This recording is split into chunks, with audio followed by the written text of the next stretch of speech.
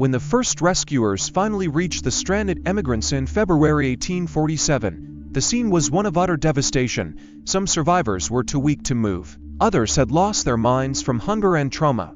The shelters reeked of death and decay. The rescuers did what they could, but many were too far gone. Over the following weeks, multiple rescue missions braved the snow to bring survivors to safety. Of the 87 people who had been part of the original Donner Party, only 48 lived to tell the tale. Those who survived carried the weight of their ordeal for the rest of their lives.